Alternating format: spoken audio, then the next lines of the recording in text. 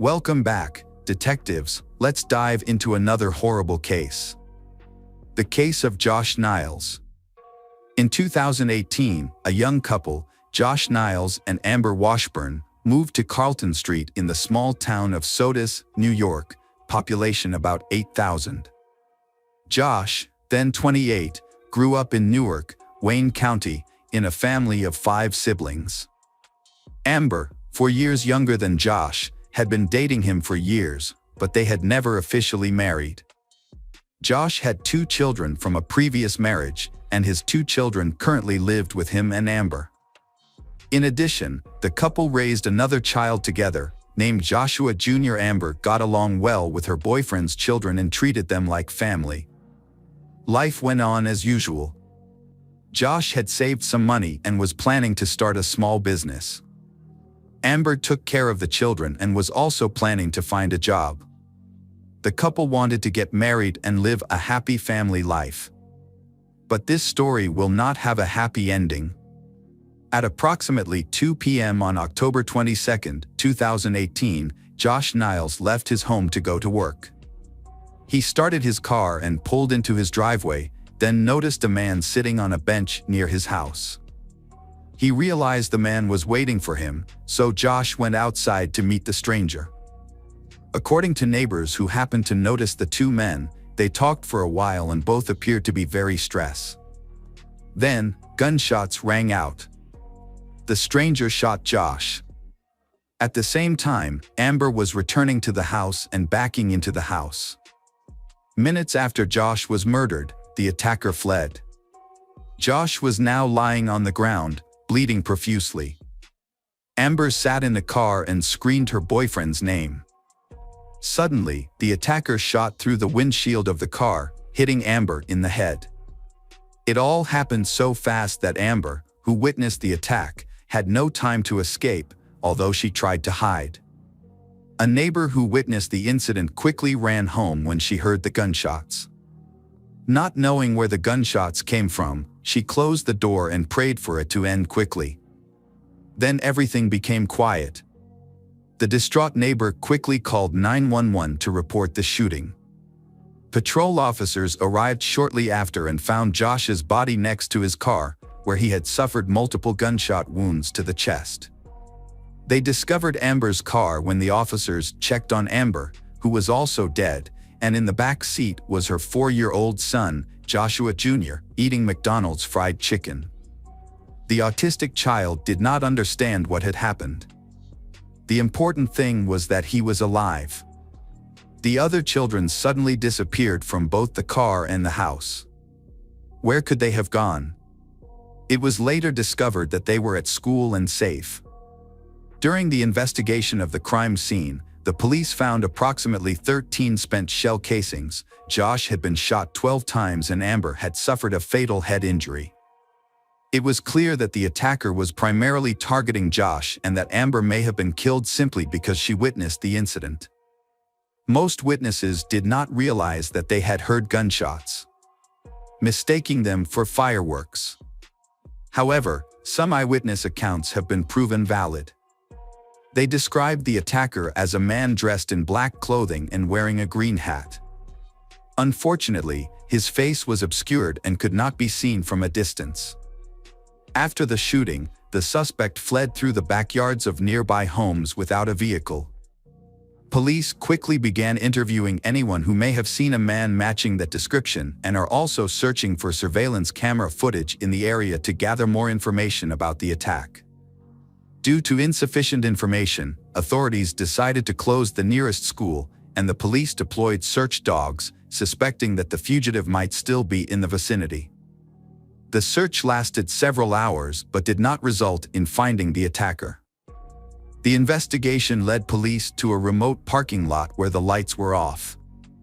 It is believed that the criminal entered a car and drove away, making it impossible for the dogs to track any scent further.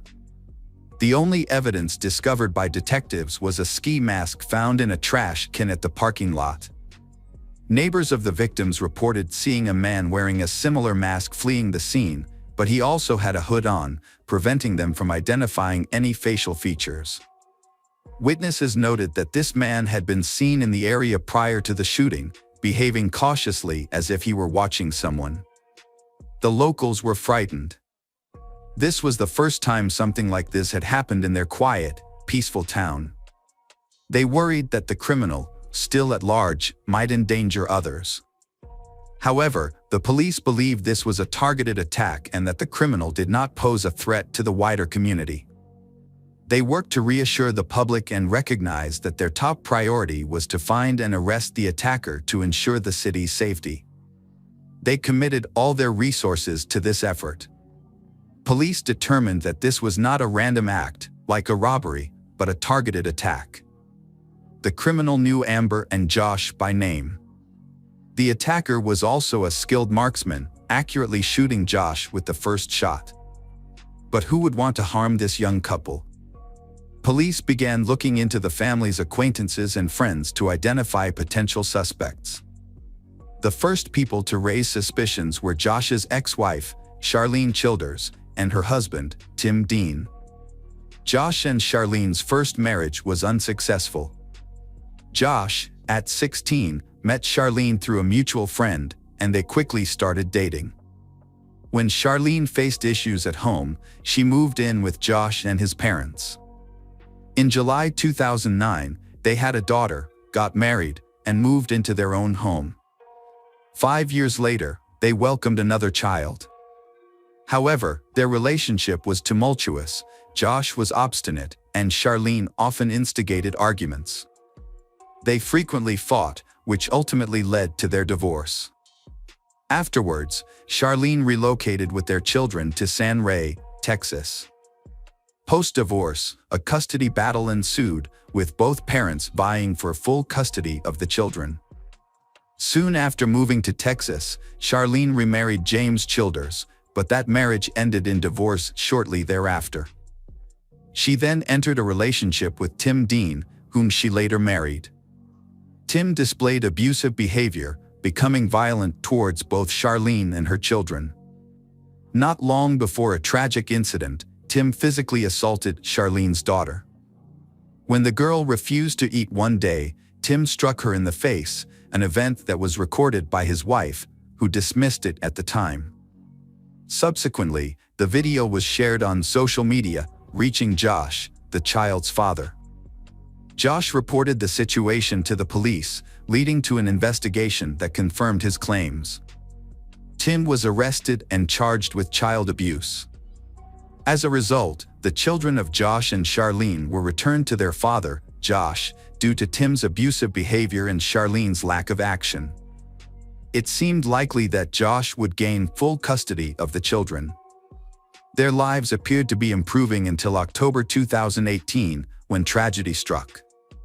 During this time, a heated argument erupted between Josh and Charlene over custody of the children. Police contacted Charlene, who was in Texas at the time and could not have participated in the attack on the couple. She learned about the incident through social media, where she found news reports about the attack. Charlene was initially concerned for her children but was relieved to learn that they were safe. She maintained that she had nothing to do with the crime as she had not been near the location of the incident. Her alibi was verified, leading the police to remove her from the list of suspects. Relatives of the victims, Josh and Amber, were shocked by the news. They quickly provided vital information to the police, suspecting that Josh's ex-wife, Charlene, and her husband were involved as they had frequently argued with Josh and had made threats against him. They believed that no one else could have committed the crime, noting that the attack was clearly personal. At the same time, forensic experts were meticulously investigating the crime scene and comparing gathered evidence. It became clear that Josh and the shooter had a prior relationship, as they had spoken before the attack, and the shooter knew Amber's name. The police suspected the murder was premeditated, especially since neighbors reported seeing the shooter waiting for the couple and noted that nothing was stolen despite 12 shots being fired.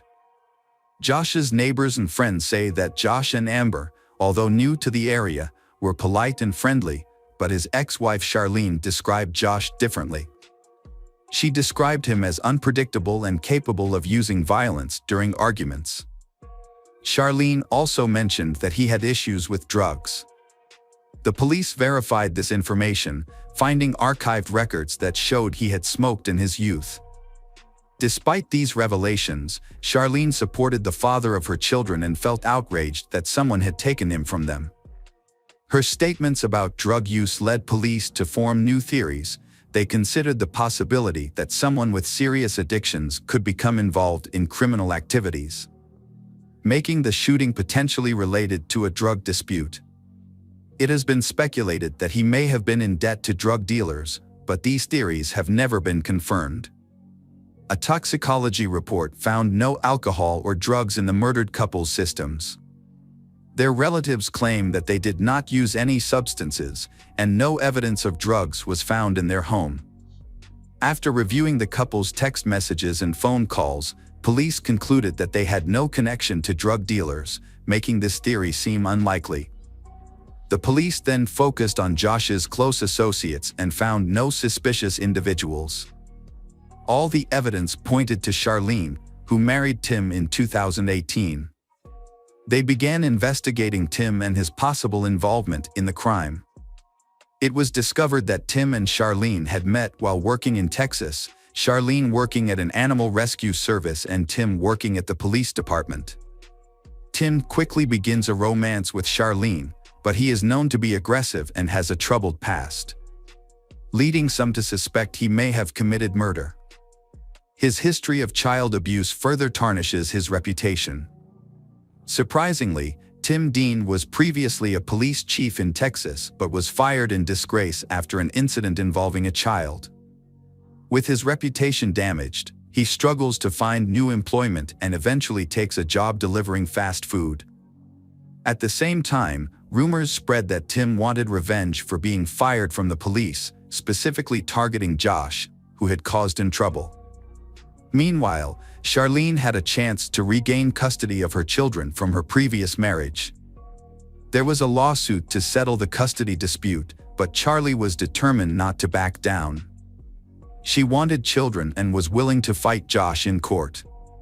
In August 2018, she traveled to New York, where the court informed her that she would not be awarded custody while she was married and living with Tim Dean, a man accused of abuse.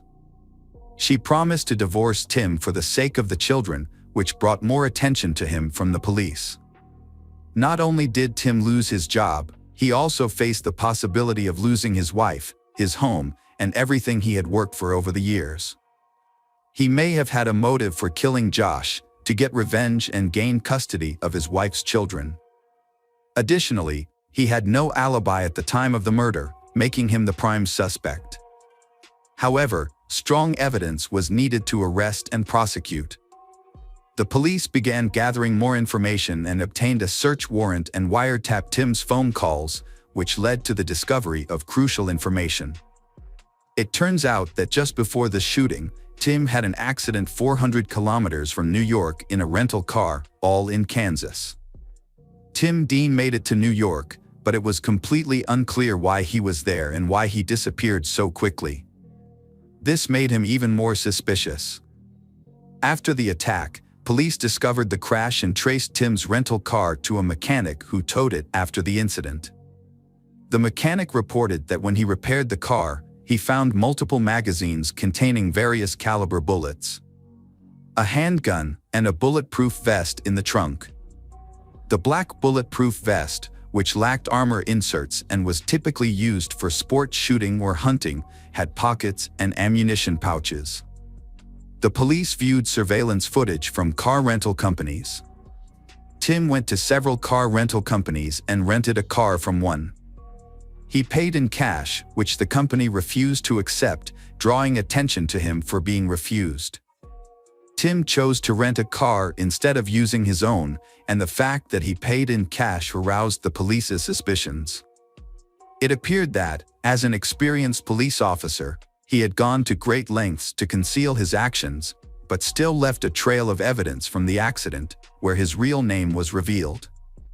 This gave the police reason to arrest him and conduct a more thorough investigation into Tim's involvement in the murder.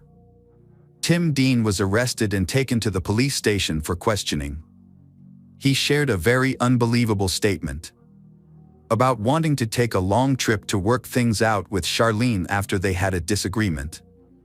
He mentioned that he went to New York to talk to her uncle, hoping that he could help mend their relationship. However, Tim did not confirm that he had ever met Josh and Amber, the victims of the case. Despite the many coincidences, all of the police's suspicions were not confirmed, as there was too little information and Tim denied any involvement in the case. The police were forced to release Tim, but they continued to investigate the information. Tim Dean rented a car for his trip under the name of his friend and former colleague, Braun Bowler, instead of his own. This led police to question Braun. During questioning, Braun claimed that he had no knowledge of Tim's plans and was only helping a friend. However, the police suspected that he was not being completely honest and urged him to share any information he might have. The police warned Braun that if Tim was convicted and it was discovered that Braun had concealed important information, he could be considered an accomplice and face serious consequences. To verify his honesty, the police planned to use a lie detector, but Braun failed. He then revealed to the police that there was a double murder plot being carried out at Tim Dean's home. The two experienced police officers meticulously planned the details to avoid detection and escape responsibility for the crime.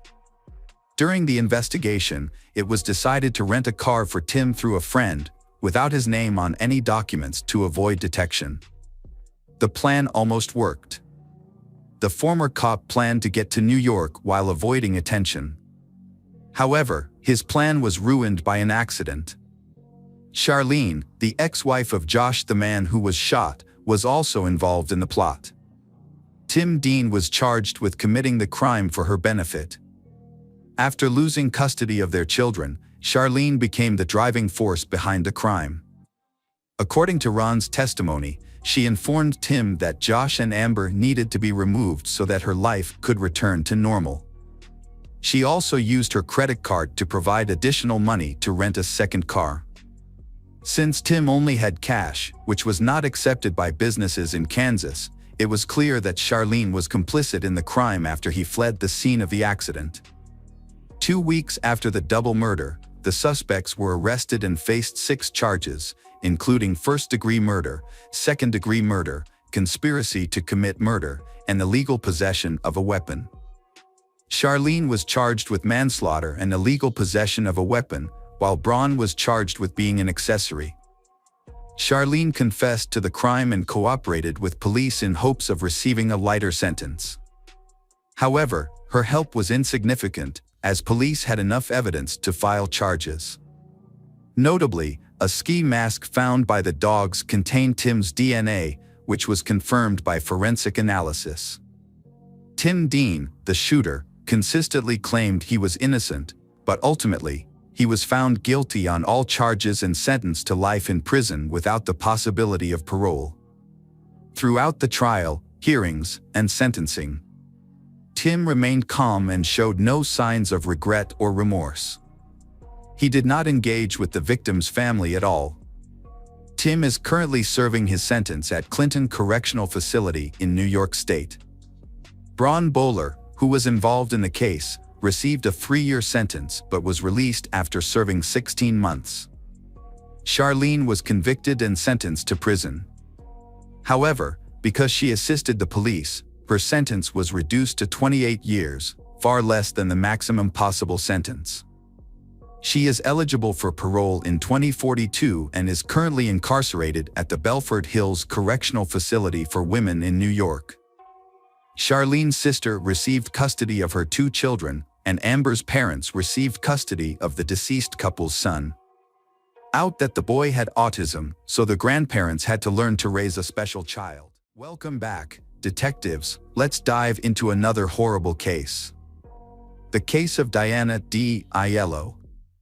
Diana Aiello was born in 1959 in Tustin, a suburb of Los Angeles. Her father had a military career, and her mother worked at a local garment factory. At the age of 19, Diana's life took a major turn when she met Kevin Green at a bar. She was at the bar with her friends when some men started bothering them. He was being aggressive, so Kevin decided to intervene. After Kevin chased the men away, Diana offered to buy him a drink as a thank you. A few days later, they started dating, and things went pretty fast from there.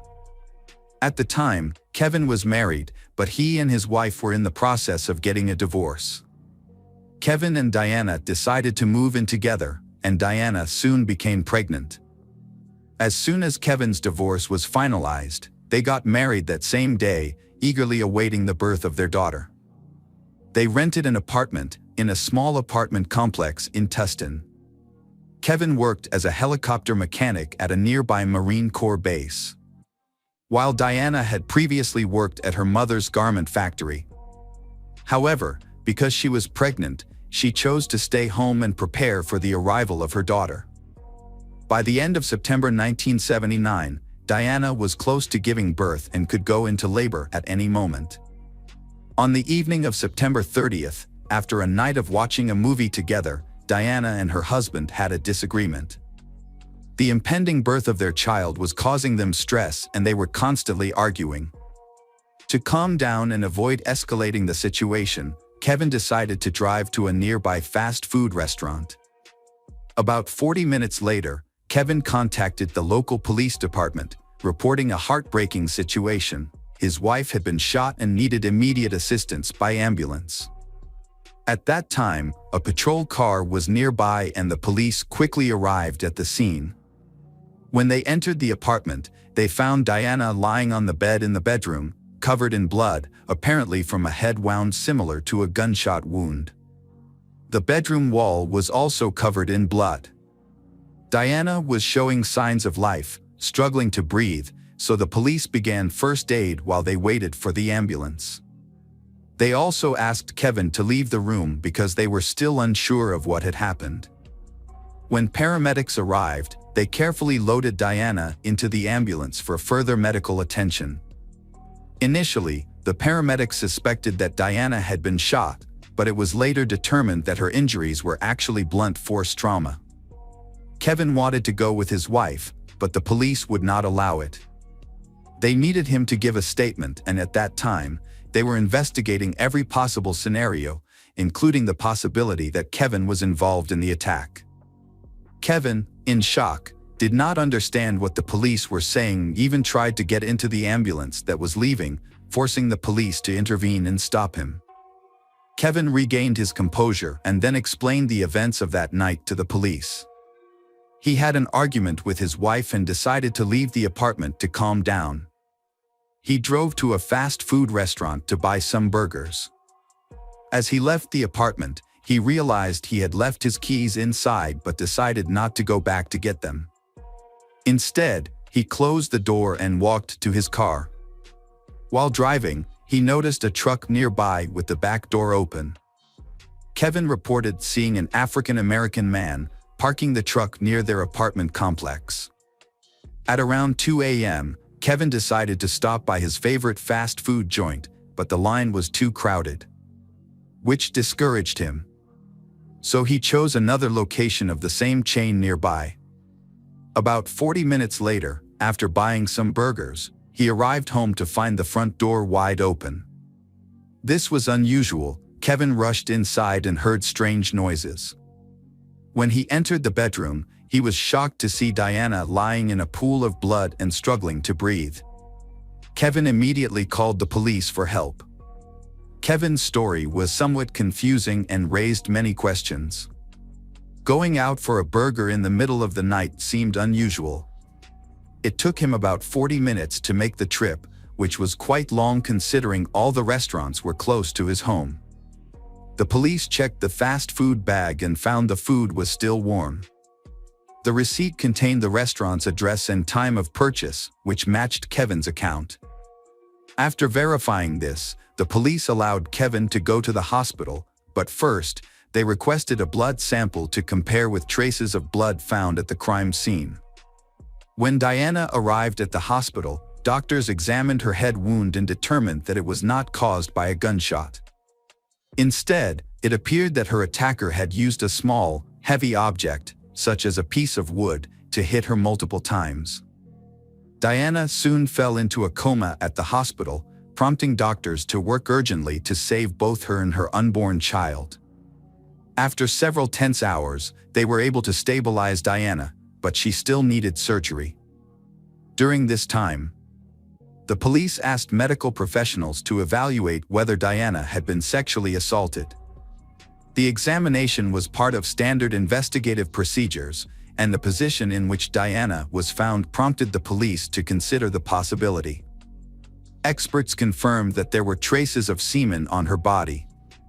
However, Kevin told the police that he had had sex with Diana just hours before the argument, and that DNA analysis results were not yet available at that time. Therefore, even with a biological sample from the perpetrator, there was not much that could be done. Kevin and Diana's family waited anxiously at the hospital overnight, hoping that Diana and her baby would pull through. However, in a tragic turn of events, the baby's condition suddenly worsened the next morning. Despite the doctor's best efforts, they were unable to save the baby. Diana underwent emergency surgery shortly after the baby's death and her condition stabilized. Although she remained in a coma, chances of survival were relatively high. And the medical team hope that she can recover and return to normal life after such a serious injury. Meanwhile, the police are trying to identify the person who attacked Diana. After the baby's death, the case was reclassified as a homicide, causing the local police department to allocate all available resources to solve the case. Although Kevin provided an alibi, the police were not quick to rule him out as a suspect. His story raised many questions. He had argued with his wife just hours before the attack, left the front door unlocked, and was absent for an extended period of time during a trip to the fast food restaurant. However, there was no evidence against Kevin. His claim of seeing a suspicious man near his home in the middle of the night led the police to another suspect. About a year before this case, crimes with a similar modus operandi began occurring in and around Tustin. In December 1978, a 17-year-old girl was the victim of a fatal break-in and assault. The perpetrator broke into her apartment, beat her with a wooden object, and sexually assaulted her. 4 months later, a similar case occurred. A 21-year-old woman was killed in her own home after being beaten with a piece of wood by an intruder. In July 1979, an unknown perpetrator broke into another woman's apartment and did the same to her, her injuries leaving her in a coma for several weeks. She eventually recovered. However, her testimony did not provide any new leads for the police to catch the perpetrator. In September 1979, less than a month before Diana's attack, a similar series of events occurred to a 31-year-old woman who died the following day. All of the cases had striking similarities, leading the police to suspect that they were dealing with a serial killer, similar to the one who attacked Diana. The police focused all their efforts on capturing this individual, who had earned the nickname the Bedroom Destroyer. Due to the short time between the cases and the fact that the perpetrator was operating in a relatively small suburb of Los Angeles, the police believed that he might strike again soon. The police decided to issue a public warning through the media, warning all women living alone, especially those living in ground-floor apartments, as they appeared to be the serial killer's primary targets. The announcement caused widespread panic, prompting many women to purchase self-defense products, sign up for self-defense classes, and temporarily move in with friends or family for safety. The police interviewed anyone who might have had any connection to the crimes, and they soon received their first leads. Several of the victims' neighbors reported seeing a suspicious white man with thick black hair near their home. Although the description was vague, the police found several men who matched and investigated them, but got nowhere. 7 days after Diana was attacked, doctors updated her family on her condition. She had regained consciousness, but unfortunately, her recovery was fraught with complications. Diana was unable to speak or recall her memories because her brain functioned at the level of a normal 6-year-old. Her brain needed time to recover. During this time, a similar incident occurred in Tustin. A 24-year-old woman was brutally attacked in her apartment by an unknown assailant who beat her with a wooden object and sexually assaulted her. Sadly, the woman's injuries were fatal. Despite their efforts, the police were unable to arrest the perpetrator. Diana spent several more days in the hospital, and her mind gradually returned to normal. Despite this progress, she still struggled with severe memory loss and could not remember her parents. Doctors informed her family that her memory might recover over time, but they advised against reminding her of anything and instead letting her remember on her own once her health stabilized.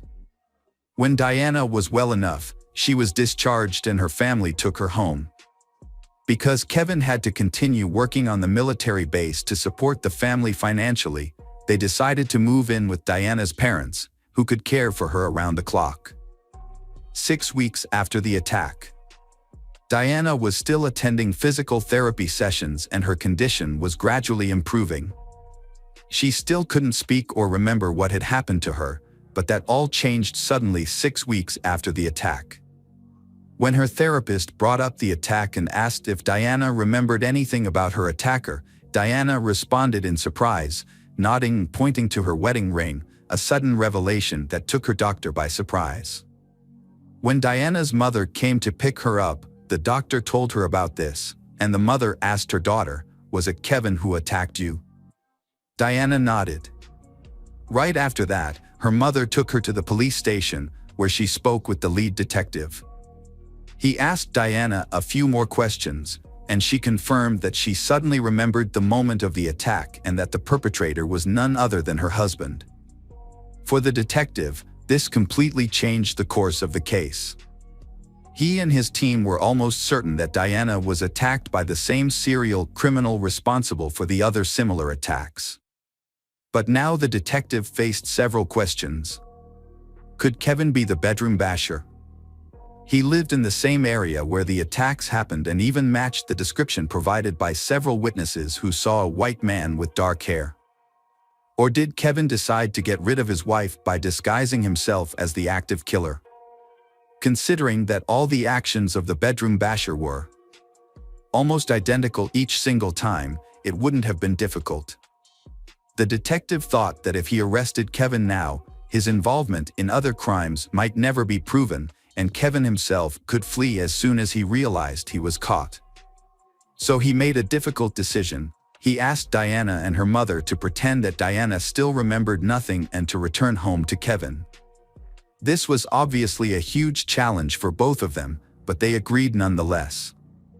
Investigators put Kevin under surveillance and closely monitored all his movements, hoping to eventually link him to other attacks. Police spoke with Kevin's friends to learn more about the suspect. And they quickly found out something interesting. Those who knew him well said that his relationship with Diana was quite tense. The couple argued frequently, a fact also confirmed by neighbors who often heard their screams. According to friends, Kevin regularly complained to them that Diana refused to be intimate with him in the final months of her pregnancy. Yet Kevin had described his relationship with Diana to detectives as nearly perfect. But besides that, detectives couldn't gather any additional useful information. Kevin behaved quite normally. He went to work and came back home without lingering anywhere else and didn't raise any suspicions. The police also received results from the lab revealing an interesting discovery. Besides the attacker's semen, they found skin particles with blood under Diana's nails. Specialists matched the blood type of the attacker to Kevin's blood sample, and it matched.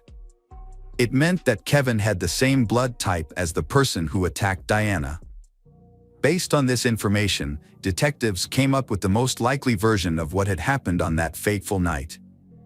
Kevin indeed bought burgers at a fast food joint a few miles from home. The time on the receipt and cashier's words confirmed his presence. So, the detectives believed he could have attacked Diana before leaving home. then quickly went to the fast food restaurant to create an alibi explaining the extended 40-minute trip. Regarding motive, detectives theorized that Diana's refusal to engage in intimacy served as the trigger. Despite Kevin's claim that they had had sex hours before the incident, he frequently complained to friends about Diana's reluctance for months. Given the severity of the attack, detectives believed this was Kevin's breaking point. The police re-interviewed Diana, who confirmed she vividly remembered the attack and that Kevin was indeed the one who assaulted her. During the conversation, her mother said they could no longer pretend and live under the same roof as Kevin. The police decided to arrest Kevin without arresting him at Diana's home to avoid endangering her family. Instead, they arrested him at a store. Despite his arrest, Kevin maintained his innocence, claiming that everything happened exactly as he told them. As the trial proceeded, preparations took nearly 10 months to complete. During this time, Diana's health gradually improved, allowing her to regain her ability to speak, albeit with some difficulty. Diana was examined by multiple doctors, all of whom agreed that her brain had recovered and that she was now a credible witness. In court, Diana positively identified her husband as her attacker that night. However, Kevin's defense team argued that he was innocent, claiming that he was at a fast food restaurant at the time of the incident. Unfortunately for Kevin, Diana's testimony was stronger than his alibi, resulting in a guilty verdict. As a result, in November 1980, Kevin was convicted of murdering his child and assaulting Diana. He was sentenced to 15 years in prison. In the wake of Kevin's possible involvement in the serial killings, the police noticed something interesting. Before Kevin was arrested, there had been 2 more similar cases in their county. But both victims survived. They had not yet been able to identify the attacker, so his identity remained unknown. But after Kevin was arrested, the attack suddenly stopped. Before that, the bedroom wrecker had committed crimes quite frequently, sometimes only a few weeks apart. However, after Kevin was arrested, there were no more similar cases. After the verdict, Diana filed for divorce, and Kevin did not object. Diana then focused on recovering her health, but her progress was slow due to the severity of her injuries. She lost some of her hearing and vision, and she was having difficulty speaking. Meanwhile, Kevin never gave up on his claim of innocence, even after many years had passed. However, life in prison was extremely difficult for him. Fellow inmates often targeted him because he was convicted of murdering a child, which led to him being hospitalized several times. Kevin applied for parole but was denied by the board. He continued to receive 3 more denials in the following years. The main reason for these decisions was Kevin's refusal to plead guilty, which was seen as a lack of remorse. When DNA analysis became a standard tool in forensic science, Kevin requested that his DNA be compared to existing samples. However, his request was denied because he could not afford the analysis. In 1996, the police department reopened the investigation into a series of attacks believed to have been committed by the bedroom basher. During this time, semen samples taken from the victims' bodies were stored in a laboratory. Now, the police had a chance to identify the perpetrator behind all of these crimes. Kevin was still considered the prime suspect, but DNA analysis revealed something surprising. When experts compared the DNA profile, the semen samples matched the DNA of another man, a man named Gerald Parker. Gerald was arrested the same year as Kevin. His crime involved the attack on a 13-year-old girl in Tustin, and he was arrested shortly thereafter. Initially, the police did not link this case to the other series of attacks because of the different attack methods. The bedroom basher typically targeted his victims at night while they were in their apartments, while Parker attacked the girl on the street. He has since served his sentence in prison and is expected to be released in a few days. After police got a DNA match for Gerald in the unsolved cases, they re-examined the Diana attack. Although the crime was considered solved, police still considered Diana's case to be connected to the serial killer cases. They now understood that Kevin was definitely not a serial killer, leaving them with only one question: did he really attack his wife? Gerald was stationed at the same military base as Kevin and owned the dark-colored truck during that time. Notably, on the day of the incident, Kevin reported to police that he saw an African-American man near a dark-colored truck outside their home. This statement led police to consider the possibility that Parker may have been involved in the attack on Diana. The local prosecutor visited Kevin in prison and updated him on the progress of the bedroom basher murder investigation. During the visit, the prosecutor asked Kevin to provide a direct DNA sample for analysis. Kevin, who had been trying to do this for years, immediately agreed. While the experts were analyzing Kevin's DNA, the police went to see Gerald in prison. At that time, they had not yet charged him with the series of attacks, because they needed time to prepare such a complex case. However, the police decided to talk to Gerald, hoping that he might confess. Gerald initially denied any involvement in the series of crimes. To get more information, the police changed the subject and asked him about the attack on Diana. Before proceeding with the interrogation, they reviewed his file and discovered an important detail. After being arrested for attacking the girl, he told the police that military service was the best thing that had ever happened to him. The police took advantage of this information, questioning how he could have let another soldier take responsibility for his crimes. They continued to pressure him by appealing to his loyalty to the army. This strategy eventually yielded a breakthrough when Gerald surprisingly revealed that another man was actually serving time for the murder he had committed. Gerald admitted that he had driven to Kevin's house in his truck that night. His intention was to explore the neighborhood in his truck, looking into ground floor windows for potential victims, as he had done many times before. However, when he arrived, he heard screaming coming from Kevin and Diana's apartment, and when a man walked out, Gerald noticed that the man had left the door unlocked when he left. After waiting for a few minutes, Gerald entered the apartment and attacked Diana. He said he had not known Diana's husband before, as they had been on different assignments at the military base. Gerald confessed to several crimes, including 6 murders and 3 non-fatal assaults, in addition to the crimes for which Kevin had been wrongly convicted. DNA testing confirmed Gerald's guilt and Kevin's innocence, supporting Gerald's confession. The prosecutor promised to overturn his conviction as soon as possible, and a few days later, Kevin was released after 16 years in prison. The development caused public outrage, not only because an innocent man had been wrongly imprisoned for nearly half his life, but also because it took the police so long to identify the real culprit. After Kevin was released, the state of California paid him $10,000 in restitution. A few years later, he received an additional $100 per day payment for his time in prison, totaling $620,000. But the story doesn't end there. Even though Kevin was completely exonerated, Diana still refused to believe in his innocence. Up until that point, she had claimed that Kevin was the only one who attacked her. However, after biological material from her body matched Gerald's DNA, she came up with a different story. Diana said she was attacked and assaulted by Kevin, who then left, followed by Gerald. However, Gerald claimed that when he entered the apartment, Diana was lying on the bed without any injuries or signs of distress. And he admitted to hitting her on the head. Diana's family offered another explanation.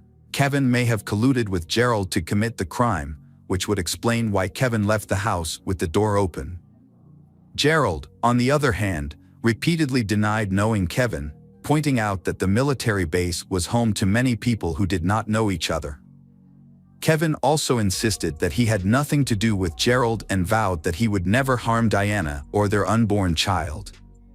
He insisted that his only mistake was leaving the door open because he did not want to go back to get the keys immediately after an argument with his wife, a decision that still haunts him. Diana maintained her version of events, and one reason may have been the severe trauma she suffered during the attack. The trauma had a profound impact on her brain. When Diana awoke from her coma, doctors advised her family not to inform her of what had happened, as her brain was extremely sensitive to new information at that time. She would treat any details provided as real and accurate memories. It is worth noting that even at the time of Kevin's release, 16 years after the incident, she continued to experience severe post-traumatic stress. This suggests that the effects of the trauma had affected her brain beyond repair. It is also possible that the trauma was the main reason she convicted Kevin of involvement. Gerald Parker was sentenced to death in 1999, but the death penalty has not yet been carried out. Instead, due to California's moratorium on the death penalty, Gerald remains in prison to serve his sentence. Hello friends, welcome to our channel. Today we're going to take a look at another horrible case with you. The case of Michelle Avila. Michelle Yvette Avila, people often call her Missy, was born on February 8, 1968, and grew up in Arleta, Los Angeles, with her mother and 3 brothers. She attended San Fernando High School, where she met her 2 best friends, Karen Severson and Laura Doyle. Michelle and Karen's close relationship began in childhood, but the two grew distant during high school. Michelle was known for her beauty and impressive long hair, which made her popular and well-liked among her peer group. Karen and Laura began to feel jealous because Michelle received a great deal of attention from others, especially boys. During Michelle's sophomore year, a rumor began to spread that she had relationships with many boys, all of whom had their own girlfriends. This rumor angered a group of girls who confronted Michelle outside the school. They brutally attacked her when she returned home. As a result of this brutal act, her attackers were brought to justice. The leader of the group was reported to be Sonia Bon. Michelle's parents immediately reported the ringleader of the attack. Michelle was scheduled to testify in court on October 8, 1985, but unfortunately, she never made it to court. In early September, Michelle had an argument with Karen and Laura, 2 of her close friends. The conflict arose from a rumor that had been circulating for over a year, accusing Michelle of having an affair with the boyfriend of one of them. Michelle then began dating a man named Randy at the start of her junior year, but their relationship lasted only about a month before she decided to end it. The reason for the breakup was Randy's constant partying, which Michelle could no longer tolerate. However, after breaking up with Michelle, Randy began dating Karen, and the two even moved in together after just a month. Despite this, Randy seemed to still have feelings for Michelle, as he frequently flirted with her, which made Karen unhappy. Michelle rejected Randy and informed him that she did not want to rekindle their relationship. Wanting to help Karen, Michelle advised her to consider ending her relationship with Randy and finding a better boyfriend. However, this advice angered Karen. As a result, Karen and Laura started spreading rumors again and decided to confront Michelle at a local park. During the confrontation, Michelle tried to appease Karen and Laura, reminding them that a similar situation had occurred the previous year and that she would never deliberately hurt them. Karen had argued with Michelle 10 days before she was murdered. During that argument, Karen yelled at Michelle, threatened her with a broken beer bottle, and pushed her to the ground before leaving with Laura. However, Laura later apologized to Michelle, and the two set aside their differences to continue their friendship. Karen did not contact Michelle for a while, but on October 1st, she sincerely apologized for her earlier behavior. This meant a lot to Michelle because she missed her friends, so the 3 of them decided to meet up at Stonehurst Park later that day. On October 1st, 1985, Michelle told her mother that she planned to go out with her friends. After gaining her mother's approval, on the condition that she be home by 6 p.m., Michelle went outside to wait for Laura to pick her up. When Laura arrived, they drove around before deciding to stop at Stonehurst Park. After parking, they waited for Karen to arrive. A few minutes later, Karen pulled into the parking lot, with Eva, their other friend, in the passenger seat. That's when things got worse for Michelle. When Karen pulled into the parking lot, she stopped very close to Laura's car and began to get angry. She rolled down her window and started yelling at Laura, using vulgar and abusive language. Laura also rolled down her window and responded to Karen with equally harsh language. Michelle and Eva sat in silence, watching their friend DS argue heatedly. Michelle had no idea what they were arguing about. Suddenly, Karen backed up and sped out of the parking lot, with Laura following closely behind. For 45 minutes, they drove at a high pace north of the city and into the mountains. Karen and Laura were driving so furiously that Michelle and Eva had to beg them to calm down and stop. The two girls finally drove to a parking lot that led to a large forest. Laura and Karen got out of the car, and an argument broke out, which escalated into a physical fight. Michelle also got out of the car in an attempt to stop her friends. However, as Michelle left the car, Karen and Laura suddenly stopped fighting and turned towards her. They were so close to Michelle that she could neither get back into the car nor move away from it. Karen smiled at Michelle and said that she and Laura were not arguing and were not angry with each other, but instead, they were angry with her. They informed her that the whole drama was just a ruse to lure her into the woods so they could confront her and punish her. They yelled at Michelle, revealing that they were the ones who spread the rumor because they were convinced that she had slept with their boyfriends, and they would not let her get away with it. Michelle tried to plead and convince them, insisting that she would never do such a thing and that she had never had sex with anyone, but they refused to listen. When Michelle started to remain quiet, Karen and Laura grabbed her and pushed her down a path into the woods.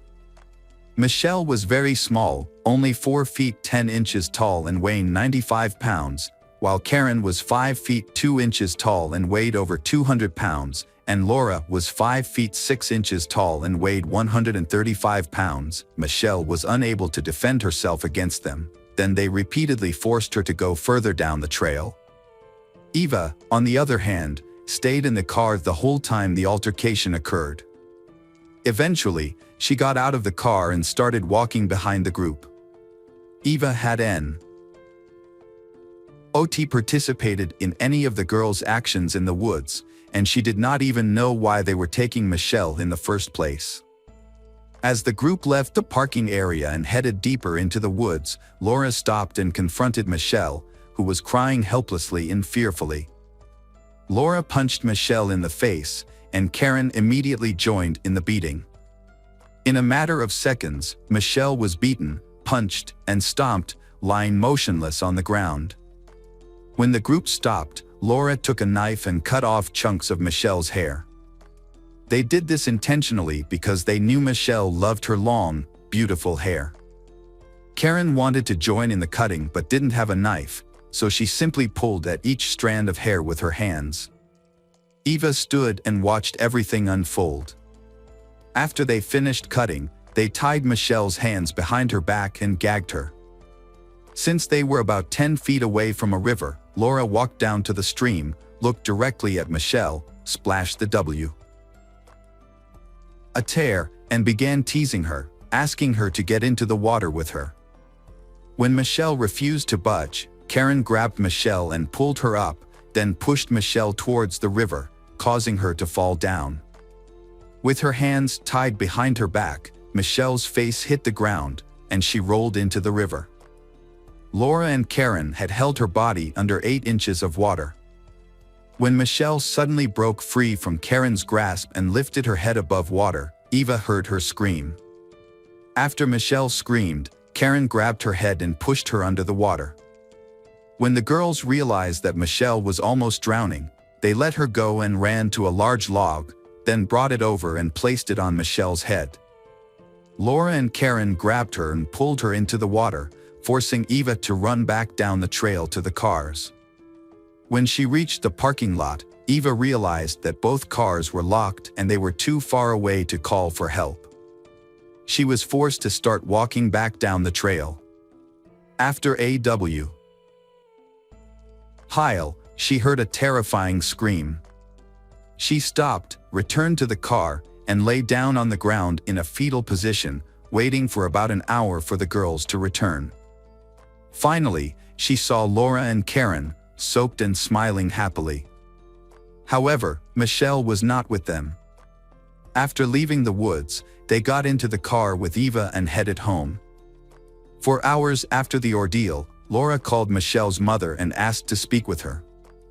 When Michelle's mother, Irene Avila, said she thought her daughter was with Laura, Laura claimed she had dropped Michelle off with 3 boys in a blue Camaro after getting gas. Laura stated that she returned to the spot where she had dropped Michelle off, but both Michelle and the 3 boys were gone. On October 4, 1985, Michelle's body was found face down in a stream in Big Tujunga Canyon in the Angeles National Forest. 3 days later, a group of hikers contacted the police. When the police arrived, they discovered that Michelle had drowned in water only 8 inches deep. Her waist-length hair had been cut off, and a 4-foot-long log was found on her body. Police also found cigarettes, beer, and men's overalls near the location where Michelle's body was discovered. Detectives investigated the case based on the girl's statements that Michelle had been traveling with 3 men in a blue Camaro before she disappeared. This would explain some of the random items found around the crime scene. However, this statement led detectives to be misled and to search for men who did not exist for 3 years. Additionally, Irene later stated that she did not suspect Karen or Laura of being involved in her daughter's death, as both attended Michelle's funeral, and Laura even sent the family a condolence card along with $20. Karen moved in with Michelle's family for an extended period, showing her support and sympathy for them. She did her best to help catch the killers. In reality, however, Karen wanted to keep a close eye on the investigation and tried to avoid investigators as much as possible. Karen even slept in Michelle's bed and shared dinner with her family on several occasions. However, Karen was one of the girls responsible for Michelle's death. Karen also appeared to be haunted by the murder, visiting Michelle's grave several times a week and decorating her room with pictures of Michelle and newspaper articles about the case. She often went to the creek where Michelle's body was found. Once, Karen told Irene that she had seen Michelle's ghost. Detectives had no leads on the case until 3 years later, on July 26, 1988, when Eva drove 45 minutes into the mountains and turned herself into the police, revealing the entire story. She explained the rumors that had been circulating, the discord that had occurred among them, all the anger and jealousy, as well as every detail of the murder that she knew. Eva mentioned that it took her so long to come forward because Karen and Laura had threatened her, warning her not to say a word about anything she had seen, for fear they would kill her. In March 1990, Karen and Laura were convicted of second-degree murder and sentenced to 15 years to life in prison. The jury later stated that they did not believe the murder was premeditated and dismissed the first-degree murder charge. Karen Severson was released on December 9, 2011, after serving 21.5 years, and Laura Doyle was released in December 2012 after serving 22 years. Karen Severson attempted to profit from writing a memoir about the murder and her life in prison, but her book did not sell well. She also appeared to have reached an agreement to make a movie about the murder, but Avila's family sued her in 2015, seeking to take profits from the sale of the work. As a result, the state of California passed Michelle's Law, which requires organizations that support the publication of works by criminals to contact the families of victims regarding such works. Michelle's story has sparked discussions about the effects of bullying, the complexities of teen relationships, Community initiatives and support networks have emerged to provide resources and support to those affected by similar experiences. As we remember Michelle, we honor her memory by working to create a world where friendships are built on trust and compassion. Her legacy serves as a reminder that every individual deserves respect, kindness, and the opportunity to live a life free from harm. Ultimately, Michelle Yvette "Missy" Avila's legacy will be one of courage and optimism. Hopefully, her memory will inspire us all to stand up against bullying, support those who have been betrayed, and work toward a future where understanding and empathy are prioritized. Hello again, true crime fans. We've got another mysterious case to explore. The case of Rowena Irani. Rowena Irani was born in Karachi, Pakistan, on February 18, 1994. She was the daughter of Tarun and Bam Irani. When Rowena was 10 years old, her family moved to Wichita, Kansas, in search of better opportunities. Her parents made the decision to provide a brighter future for Rowena and her brother, Rashid, in the United States. However, the move was not an easy one. Despite this, Rowena overcame the initial challenges and became a determined, sociable, and compassionate young woman. In 2012, she graduated from Wichita Heights High School and later enrolled at Wichita State University. She's still living at home while pursuing a degree in psychology. Her dream was to earn a master's degree and become a youth counselor. Her mother was very proud of Rowena's hard work and dedication to her studies. From the beginning, the Irani family's sacrifices paid off for their children.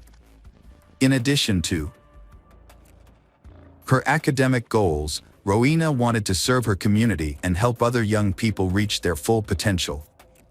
She began working at the Wichita Children's Home, a shelter for abandoned, abused, and emotionally troubled youth. Rowena developed close relationships with the children in her care, demonstrating her admirable ability to empathize and support them. Rowena gently woke the children each morning and made sure to say goodbye to them in the evening. The children looked forward to sharing their daily experiences, no matter how small, with her after school. The CEO highlighted Rowena's attentive listening and genuine empathy for each child. She affirmed that the children deserved to be treated with kindness and understanding. Additionally, Rowena guided the children in setting goals and providing practical strategies to achieve them, demonstrating her dedication to their well-being. Rowena dedicated herself to helping troubled people. With an exceptional academic record as a psychologist, she discovered her happiness in helping others. In May 2016, Rowena ran into Dane Thomas Owens at her brother's wedding. Dane came from a wealthy Kansas family and had joined the United States Army after graduating from high school. Dane was abruptly terminated from her military service due to a severe traumatic brain injury sustained from an explosive device. After being medically discharged, Dane returned to Wichita and enrolled at Kansas State University while continuing her education, like Rowena. Rowena and Dane quickly developed a deep affection for each other. However, there were some worrying signs regarding Dane's possessive behavior, controlling tendencies, and impulsiveness. Rowena's family and friends were concerned that Dane was moving too quickly toward marriage and starting a family, although Rowena seemed hesitant. At 22, Rowena wanted to focus on finishing college before considering a serious commitment like marriage. Her boyfriend's urgency and determination to get married made Rowena feel anxious, and she believed that the relationship was moving too fast. When she asked for independence and time alone early in the relationship, Dane responded with a letter filled with misery and desperation, begging her not to leave him. He desperately stated that he could not live without her and hinted at the possibility of self-harm. Ultimately, she did not end the relationship. Initially, Dane seemed to accept Rowena's views when she stated that she was not ready to get married and start a family. However, after only a week, he began to relentlessly press for an engagement, a wedding, and a future family. His behavior increasingly suggests that he sees Rowena as a target to be conquered rather than treating her as a girlfriend. He seems determined to keep her in a family role rather than supporting her in her academic and career endeavors. This imbalance in the relationship causes Rowena to become extremely anxious and doubtful about their compatibility. Why? In September 2016, Rowena observed an increase in Dane's violent behavior and felt compelled to share her concerns with her brother, Rashid, who was a police officer. Rowena recounted several disturbing incidents, including Dane's boasting about the brutal murders he claimed to have committed while serving in the military, such as killing women and children while deployed in Afghanistan. These revelations left Rowena deeply disturbed. Even more troubling was Dane's admission of his intention to kill a girl he had dated. He confessed that after being dumped, he had become vengeful and unstable, seriously considering murdering his ex. Rashid agreed that Dane posed a real threat and warned that he might commit acts of violence against the girl. On September 23, after a disagreement about ending the relationship, Rowena decided to permanently end her relationship with Dane Owens and cease all contact with him. She blocked his phone number and social media profiles, hoping to avoid the emotionally abusive and disturbing behavior she had previously tolerated. However, instead of accepting Rowena's decision, her ex-boyfriend began plotting his revenge. Although Dane was still recovering from recent shoulder surgery and unable to properly operate a gun, he became emotionally overwhelmed and purchased a .45 caliber handgun on October 3, more than a week after their breakup. Dane arrived at Rowena's home in a stealthy and unexpected manner while the rest of her family was away. Surveillance cameras captured him parking his car away from the Irani family home before approaching in broad daylight. He attempted to conceal the illegal gun by strapping it to his arm, which was in a sling. Dane broke into Rowena's home without her knowledge. Upon encountering her, he shot and killed her without warning. This act of violence and cruelty was not motivated by passion, but rather was a calculated and deliberate act of a pathological person. After brutally attacking Rowena, Dane quickly fled the scene through the rear exit of the house and drove away in a hurry to avoid arrest. Along the way, he stopped to dispose of vital evidence in several ponds throughout the Wichar area, including a pistol magazine and Rowena's cell phone. Meanwhile, Rowena was left alone, severely injured, and bleeding profusely in the house for hours. Around 4 p.m., Rowena's mother, Tarun, finished off work. Tarun was confused because Rowena had not picked her up as usual and was unable to contact her daughter.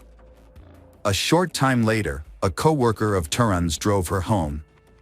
When Tarun entered the house, she was confronted with a horrifying scene: Rowena lying motionless on the floor, surrounded by blood and with a severe head injury. Tarun frantically called emergency services, but Rowena's injuries were too severe. Rowena's condition became critical after being shot and losing a significant amount of blood. She fought for her life for nearly 24 agonizing hours at Wesley Medical Center while her family remained by her side, hoping for a miracle. However, the worst happened. Rowena passed away on October 4 at the age of 22, ending a promising life in a senseless act of violence. Rowena's family was devastated by her death, but they were determined to find justice. Rashid quickly directed investigators to focus on the person who needed to be investigated: Rowena's ex-boyfriend, Dane Owens. In the final days of her life, Rowena had been subjected to fear and oppression from Dane. Therefore, finding and questioning Dane became a priority for investigators. When arrested and brought to the police station, Dane confessed that he harbored resentment toward Rowena for ending their relationship. During intense questioning, he attempted to explain himself with his version of events. He claimed that Rowena's death was an accident, a blatant lie that was completely inconsistent with the evidence gathered. According to his testimony to investigators, Dane stated that he went to Rowena's home to discussed mending their broken relationship, hoping for a happy ending. He admitted to visiting unannounced and carrying a loaded .45 caliber handgun, but did not explain why he had the weapon. However, Dane claimed that the gun was hidden in his wristband and that he had no intention of threatening or harming Rowena. When Dane entered the home looking for her, he said Rowena suddenly turned the corner, startling him. In a defensive response, due to his PTSD from serving in the military, he alleged that he accidentally fired the gun at Rowena in that moment of panic. He told detectives that he witnessed the moment the bullet accidentally hit Rowena in the head, causing her to fall to the ground. He was so distraught after the accident that he fled the scene and then disposed of the evidence. Although he claimed that the shooting was an accident triggered by his combat experience, detectives believed that was a clumsy lie. There is a strong body of evidence indicating that the murder was a carefully planned and premeditated act committed by Dane seeking revenge.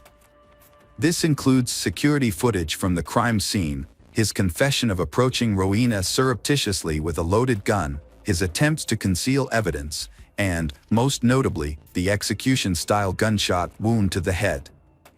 In November 2018, Dane Owens finally went to trial to face charges of brutally murdering Rowena after years of frustrating delays. The prosecution presented a strong and compelling case, with a significant amount of direct evidence. They built a narrative that portrayed Dane as controlling and possessive, often resorting to violence when faced with rejections, which ultimately led to Rowena's death. After deliberating for just 3 hours, the jury returned a unanimous verdict, finding Dane guilty of first-degree murder and aggravated burglary. In Kansas, these charges automatically carry a life sentence.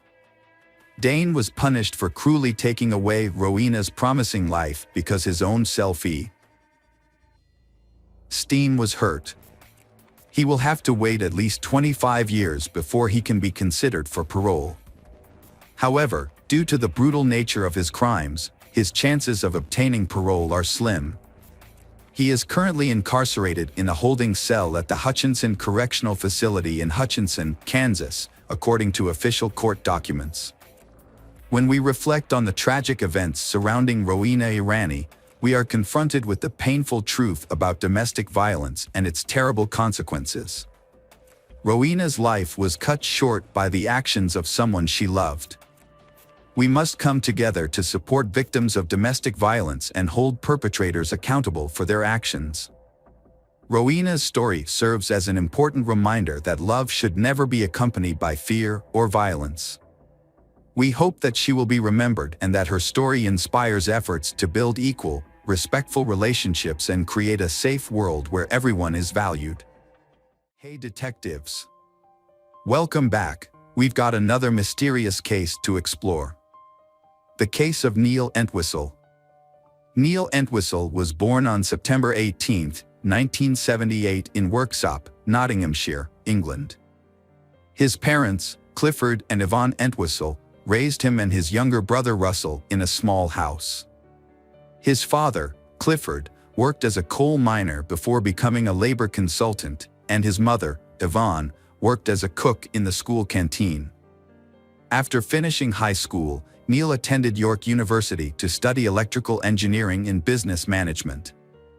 While at the university, he met Rachel Souza, an American student studying abroad.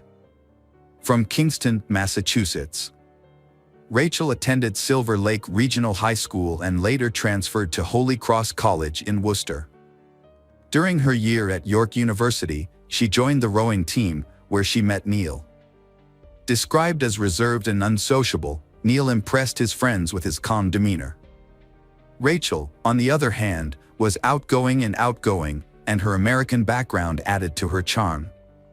As a result, she was popular while on the rowing team. Neil and Rachel spent more time together, and they became closer. Neil and Rachel found themselves attracted to each other. Neil worked at a defense and security technology company in Malvern, Worcestershire. Meanwhile, Rachel pursued a career in education. After completing her studies in 2002, she became an English drama and theater teacher at St. Augustine's Catholic High School in Redditch. Neil shared a post on Friends Reunited in June 2003, joking that his job was making bombs and other things for a living. He also expressed his happiness about his upcoming wedding to Rachel, whom he called the most wonderful woman in the world. They met through sailing and formed a deep bond. Although he said he felt a little unhappy living south of the border in Birmingham, he was excited about his future with Rachel. In August 2003, the couple married in 2 ceremonies, one in Plymouth, UK, and one in Massachusetts, USA. Following the ceremony in the US, they had a reception in the UK. Neil created a family website where he shares updates about their life in Worcester. The couple's daughter, Lillian Rose, was born in April 2005, leading to their decision to move to the US.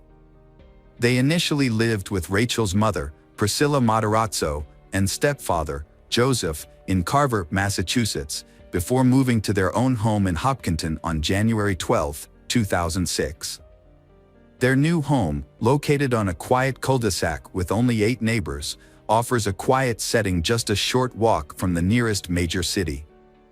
The 5-bedroom home rents for $1,500 a month, which is quite expensive. Neil, a computer programmer and IT professional, is having trouble finding work, which is causing financial stress and debt. To ease his financial burden, Neil turns to selling PC parts on eBay. However, his business is affected by customer complaints about undelivered orders, which brings in eBay's fraud investigators. During the proceedings, it is discovered that Neil has been using multiple accounts under different names. During this time, Neil runs a website called millionmaker.co.uk. The site promoted a get-rich-quick scheme targeting those in the adult entertainment industry, offering 24/7 support.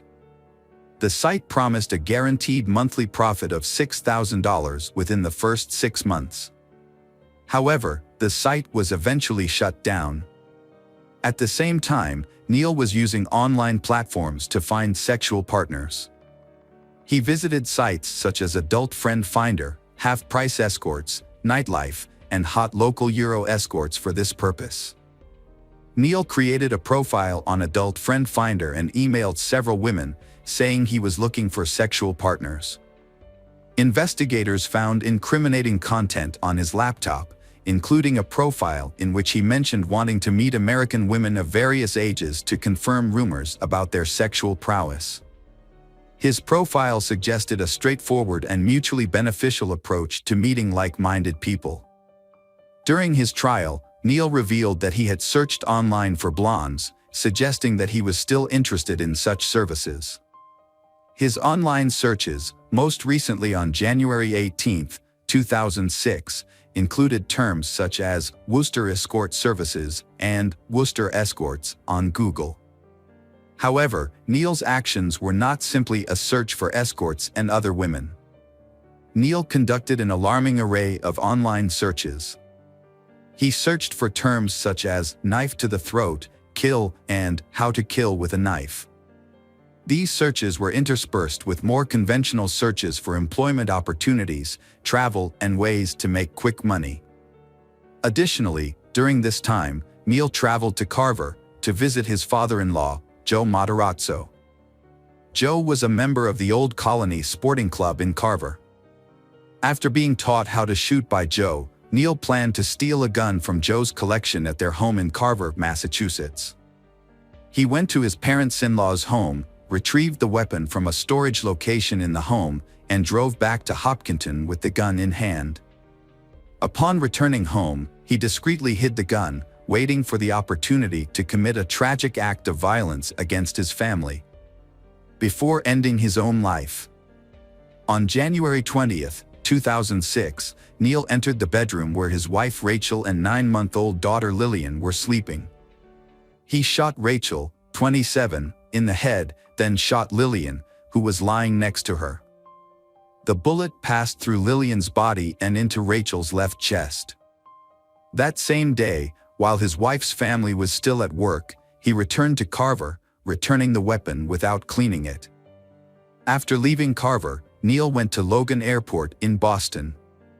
That evening, January 20th, 2006, he withdrew a total of $800 from an ATM in 2 transactions. However, a third attempt to withdraw an additional $420 was rejected. The next day, Saturday, January 21st, 2006, Neil purchased a one-way ticket to London without luggage. At around 5 p.m., he boarded a British Airways flight, which departed from Boston at 8:15 p.m. That Saturday evening, Neil had invited some neighbors over for dinner.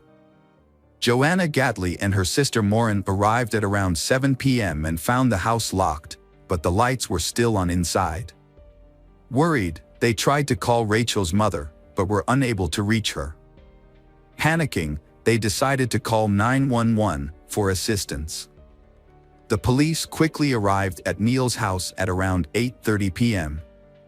Upon entering the house, Sergeant Michael Sutton observed the scene, noticing inside the bedroom was a large, unmade bed with all the clothes piled in the middle of the bed. Except for the unmade bed, everything else in the house appeared to be in order. After completing the search, the police locked the house and left to continue patrolling. Although the police continued to search, Joanna and Maureen were still extremely worried about Rachel's family. They decided to spend the night in the car, waiting for the family to return. Despite the cold, they made several trips to the gas station bathroom during the night, anxiously waiting for any news. The next morning, Sunday, the sisters gained access to the house using the garage door code they had obtained from a neighbor the night before. When they entered the house, they found evidence that the family had just finished eating, with dishes and leftovers in the kitchen. The bathtub was still full of water, indicating that the parents had just bathed their newborn daughter. They went into the master bedroom, then to Lillian's bathroom, where classical music was playing, and finally to the living room. After Rachel's mother and stepfather arrived, they assessed the situation together and decided to report the family missing to the Hopkinton Police Department. Sergeant Michael returned to the house for a second search. This time, when he entered the basement, he noticed a strong, unpleasant odor that had not been there the day before. He followed the smell through the house until he reached the master bedroom. There, he found the bodies of Rachel and Lillian on the unmade bed, covered in clothes. Rachel's arms were stretched out across Lillian's chest, and her legs were drawn up beside her daughter. Both were wearing pajamas. An autopsy later revealed that Rachel had been shot in the head and Lillian in the torso. Further investigation found Rachel's DNA on the barrel of the gun and Neil's DNA on the stock. Neil Entwistle, 27, was initially listed as a missing person. Michael Fabry, Assistant District Attorney for Middlesex County, stated that the main priority on the first night was to find Neil as his location and condition were unknown, raising concerns for his safety. About 36 hours after returning to England, Neil visited his parents, Clifford and Yvonne. He had driven and spent the previous night at a hotel. During the visit, he told his parents that he had found the bodies of his wife and daughter. On Monday, January 23, 2006, Neil had a 2-hour telephone conversation with State Police Constable Robert Manning of the Hopkinton Police Department. The conversation was recorded and later played back in full during the court proceedings. Neil explained that after finding the bodies, he became extremely frightened and quickly went to his family. He told police that he had covered the bodies with sheets and then thought of the knives in the house. He picked up a large knife and stabbed himself, but was too afraid of the pain to use it. Neil appeared confused as to why he did not call an ambulance. Neil could not bring himself to use a knife to harm himself. He told police that he then drove the family car to his father-in-law Joe Matarazzo's house to retrieve a .22 LR revolver. However, he found the house locked. Rather than explore other options, Neil decided to fly back to England to stay with his parents. On January 26, 2006, U.S. police arrived in the UK to question Neil. The following day, January 27th, after speaking to a lawyer at his parents' home, Neil refused to meet with U.S. police at the U.S. Embassy in London. Rachel and her daughter Lillian were buried at Evergreen Cemetery in Kingston, Massachusetts, under the surname Souza. They were buried together in a coffin. About 500 people attended the funeral, but Neil was absent. His name was not mentioned at the service and is not inscribed on their joint headstone. Instead, Neil sent a bouquet of flowers consisting of an orange rose and a white lily with a note attached to a ribbon. The note read, "My orange roses and lilies forever," and was signed Sakoko. Upon his return to England, Neil appeared to have returned to his usual routine. In February 2006, despite the constant media attention outside his parents' home in Waltham, he attended a dinner in Notting Hill with his old crew from York University. About a week after Rachel and Lillian's funerals, he also went to the movies. On February 8, 2006, the Middlesex District Attorney's Office issued a warrant for Neil's arrest. The following day, Neil was arrested by London's Metropolitan Police at Royal Oak Station as he prepared to board a train. At the time of his arrest, Neil had a notebook in which he planned to sell his story to the highest bidder. The notebook also included affectionate notes about his orange rose and a person named Lily. Neil referred to his wife as "my dearest and most beloved friend" in the notebook. He also wrote 2 letters to the editor sharing his story and had contacted a close friend about his plans. In one of the letters, Neil asked about the amount of money he might receive for sharing his entire story exclusively. Neil chose not to contest the extradition order. On February 15th, he was returned to the United States and appeared in Framingham County Court. The court ordered him held without bail at the Middlesex County Jail in Cambridge, Massachusetts. On March 28, 2006, Neil was formally charged with 2 counts of murder, as well as illegal possession of a firearm and ammunition. He pleaded not guilty to these charges. In December 2006, nearly a year after the tragic incident, Middlesex County Jail police found letters Neil had written to his parents and attorney. The letters revealed his struggles with depression and hinted that he may have been thinking about ending his life. As a result, he was temporarily transferred to Bridgewater Hospital for a psychiatric evaluation before being returned to Middlesex County Jail. Forensic psychiatrist Christopher Cordless believed that Neil's behavior was the result of Asperger's syndrome, a view also shared by Dr. David Holmes. After several delays, jury selection for the trial in Middlesex Superior Court began in June 2008. Concerns arose over the high-profile nature of the case and whether Neil would receive a fair trial. The trial officially began on June 2, 2008, in Wrentham, Massachusetts. Elliot Weinstein led Neil's defense team.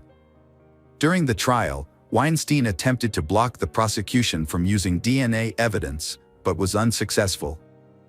He also attempted to exclude other evidence found in the family home because the police did not have a warrant, but this effort was also unsuccessful. Neil chose not to call any witnesses or testify in his own defense. Those who attended the trial noted that Neil showed little emotion throughout the trial. On June 25, 2008, Neil Entwistle was convicted of first-degree murder, as well as possession of a firearm and ammunition without a license. He was sentenced to life in prison without the possibility of parole. After the trial, Neil told family and friends in court not to worry, saying, "I'll be fine." He was initially sent to the Souza Baranowski Correctional Center. However, in August 2008, Neil shaved his head, thinking it would protect him from a white supremacist gang in prison. But instead of protecting him, the gang said they would kill him and viewed his actions as a futile attempt to gain their favor.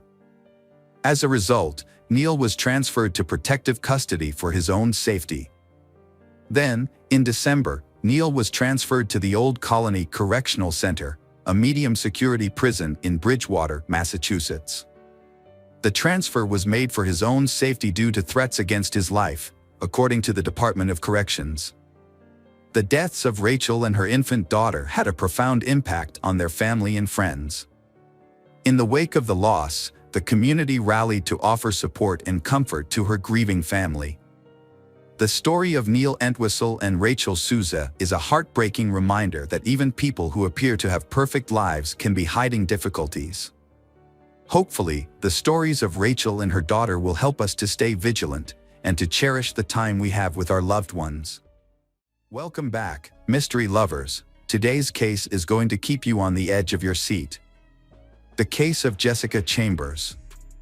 On December 6, 2014, at 20:09, emergency services responded to a report of a car on fire in a rural area. The first firefighters to arrive discovered a burning car and began extinguishing the flames immediately. The interior of the car was filled with thick black smoke that rose rapidly. As the rescuers poured foam on the car, they accidentally saw a dark figure slowly emerging from the nearby bushes.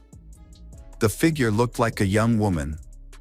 The fire department approached and discovered that it was a young woman. She was severely burned, wearing only her underwear.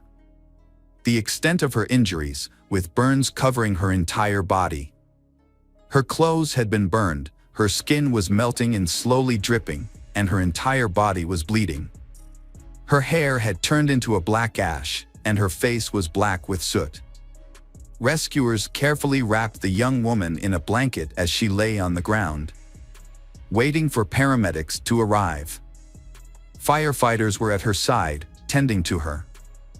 Although she could barely move her lips due to the severity of her injuries, the woman still managed to speak. When asked for her attacker's name, some emergency responders heard the names Derek or Derek. She was airlifted from the small town to a hospital in Memphis. Unfortunately, the young woman's condition became critical. With approximately 93% of her body burned, she died from her injuries just 4 hours after arriving.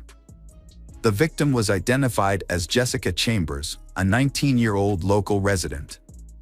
Jessica grew up in Cortland, where her mother and grandmother lived nearby. Her father and stepmother also lived in the same town but in a different location. She was a petite woman, but Jessica had a strong and determined personality. She experienced a rather complicated living environment. About her family, her father pleaded guilty to manufacturing methamphetamine and was arrested for drunk driving in the early 2000s. In 2006, her 28-year-old neighbor was shot multiple times in her yard. Growing up in such a negative environment, Jessica developed a rebellious personality. She smoked, argued with her parents, had unstable relationships with boyfriends, and had legal troubles. Jessica's behavior became more evident at the age of 17 after the death of her brother Alan in a car accident in 2012. She moved out of her mother's house a few months later because her mother did not approve of Jessica's new boyfriend. Jessica's childhood was very difficult. Her father was in prison for a while, but in 2014, he was released and worked as a mechanic at the local police department. Jessica used to deal illegal drugs and had ties to local gangs. However, Jessica is sweet and funny and is respected and loved by most people. News of a burning car quickly spread throughout her small town. Jessica's father was quickly notified of the car fire. Upon hearing the news, he rushed to inform Jessica's mother of the tragic incident. They rushed to the hospital. Jessica's death shocked the nation, attracting widespread attention. Hundreds attended her funeral on December 13th, a memorial service to honor an active and ambitious teenager who had been a cheerleader and had big dreams. A thorough investigation into the high-profile case was launched, attracting great public interest.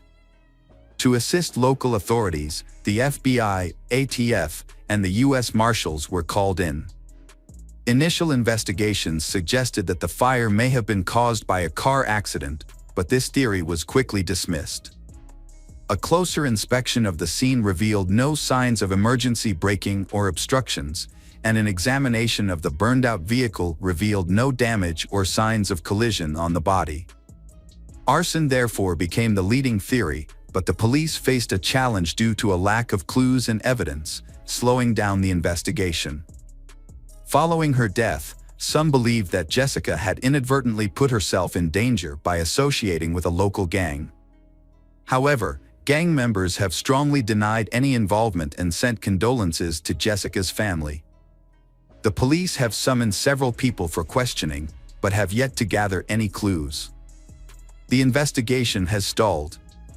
No suspects have been found, nor a motive for such a brutal act. Public pressure for the investigation to seek justice has slowed the investigation and continuously provided false clues about Jessica's life. Several theories have emerged on social media, suggesting that Brian Rudd, Jessica's ex-boyfriend from high school, may have acted out of jealousy. Another theory is that Jessica sold low-quality drugs to someone for a few $100s, potentially angering a drug dealer who sought revenge. District Attorney John Champion described the case as the most mysterious he has worked on in his 22 years in the county. He has been investigating Jessica's case since December, working with local police and multiple agencies, including the MBI, FBI, Bureau of Alcohol, Tobacco, Firearms and Explosives, and the U.S. Marshals Service.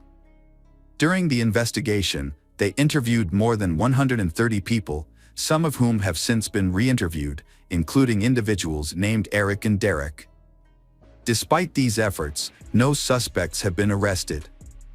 Police have recreated the final week of Jessica's life in detail. On December 5, 2014, her last day, Jessica received a cell phone call from a friend, urging her to drive to the M&M Mini Mart. There, she purchased $14 worth of gas and left at 5:15 p.m.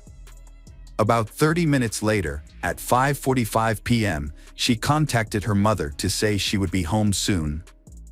At that time, Jessica had her hair tied in a bun and was wearing camouflage pajama pants. After a few more stops, including one at an unidentified house and another in the nearest town, Jessica arrived at the location where her life would tragically end. It is likely that the person who would eventually take her life was in the car with her at the time. Meanwhile, surveillance footage captured a man in a striped shirt filling a gas tank and then driving off in the same direction as Jessica. Despite this clue, no further information about the man's movements after that point was available. Jessica's cell phone records revealed important information about her final moments. They indicated that she spent approximately 10 to 15 minutes near a stoplight on Highway 2, heading toward Batesville. However, there was an unexplained 62-minute gap between 6:30 p.m. and 7:32 p.m. By 7:30 p.m., her phone was at the location on Heron Road where her burning car was later discovered. Many questions remain about what Chambers was doing during this mysterious hour and what ultimately led to her tragic fate.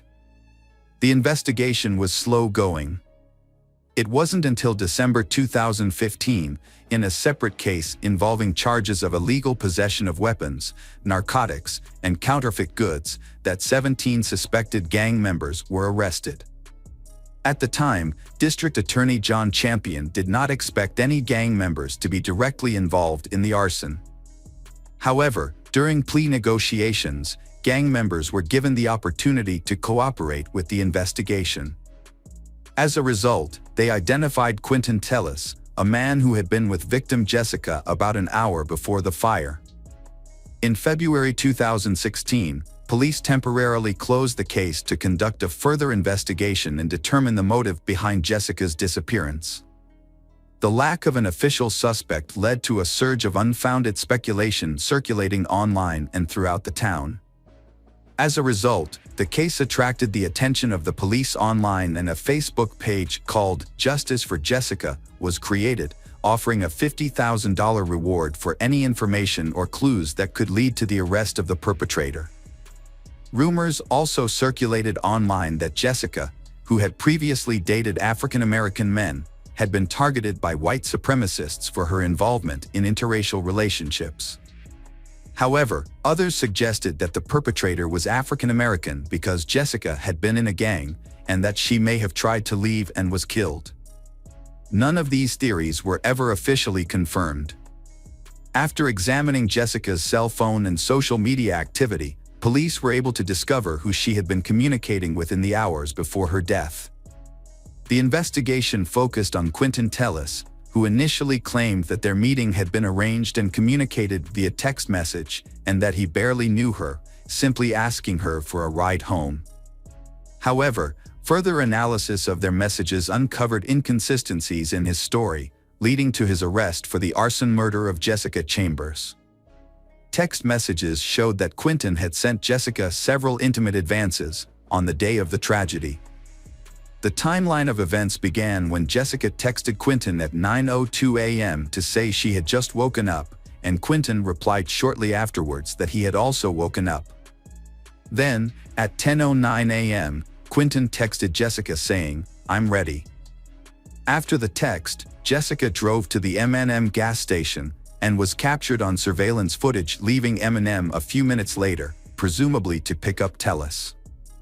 They then picked up a friend of Jessica's around 10:49 a.m. Jessica dropped Quentin off at around 2:03 p.m. Quentin sent Jessica another text, this time apparently asking for some affection. It was the fourth time in 4 days that he had asked for intimacy via text. Deleted texts were also recovered, including, "I'm so horny," and "Come lay with me," but Jessica did not respond. The passenger seat in Jessica's burned car was found reclined, a common position for intimate activity in a vehicle. Prosecutors used this as evidence to suggest that the two had engaged in or attempted to engage in intimate relations on the night of the incident. Quentin was charged with arson and Jessica's murder on February 24th. Building a solid case took time. Quentin Tellis' trial began in 2017 in Batesville, Mississippi, about 50 miles south of Memphis. To ensure safety, the trial had strict security measures in place, including segregating the jury and using metal detectors to screen attendees before they entered the courtroom. Prosecutor John Champion warned the jury that they would have to see horrifying images of Jessica Chambers' burned body and hear testimony from about 35 witnesses. According to police, Jessica met Quentin on Thanksgiving in November 2014. Quentin was 7 years older than Jessica at the time and had previously attended the same high school, which she had started in October 2014. Quentin had recently been released from prison, where he had served time for burglary. In court, prosecutor John Champion presented evidence of a series of text messages exchanged between Quentin and Jessica, including one on the day of her death in which Quentin asked for intimacy. And the front seat position of Jessica's burned car was found to be adjusted downward, consistent with the text messages found. Prosecutor John Champion claimed that Quentin attempted to end her life by strangling her, then, thinking she was dead, doused her with gasoline and set her on fire. A friend of Jessica's reported that the three of them spent the day before the incident driving together in Jessica's car. On the day of the incident, Quentin eventually admitted to police that he had seen Jessica that night and had gone to a fast food restaurant with her. However, Quentin claimed that he had an alibi, saying that he was with friends at the time of the fire. However, the friends he claimed to be with did not verify his alibi. Interestingly, a store surveillance camera captured Quentin a few miles away, buying a phone card for an acquaintance in Louisiana.